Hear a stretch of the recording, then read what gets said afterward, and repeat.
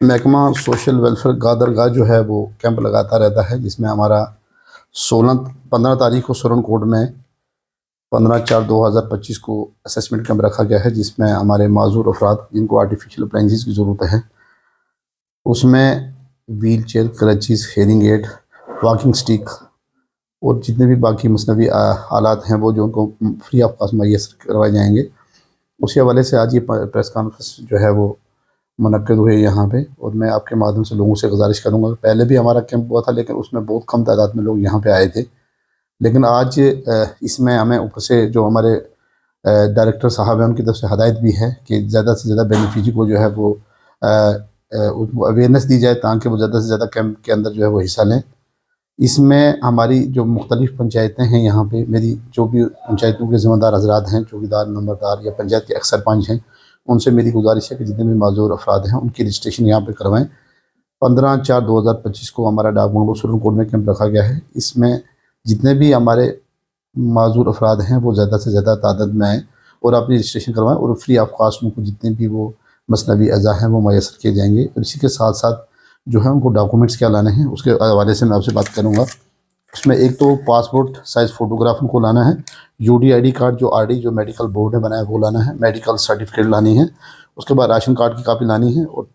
उसके बाद उनको जो है वो मंथली इनकम सर्टिफिकेट, अगर कोई APL के ज़ुमरे में आता है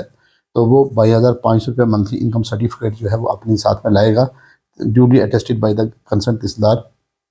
अगर किसी कोई ऐसा व्यक्ति है माजूर जो AAY के ज़ुमरे में आता है या BPL के ज़ुमरे में आता है, तो उसको वो इनकम सर्टिफिकेट लाने की कोई ज़रूरत नहीं है।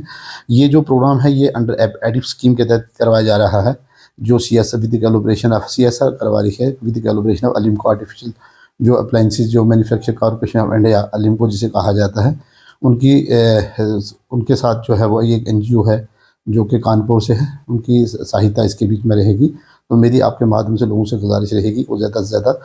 तादाद में यहाँ पे आएँ। और इसी के साथ साथ जो सीनियर सिटीज़न हैं जिनकी उम्र 60 साल से ऊपर है, उनसे मेरी गुजारिश रहेगी कि उनको भी, अगर किसी को नी बेल्ट चाहिए, किसी को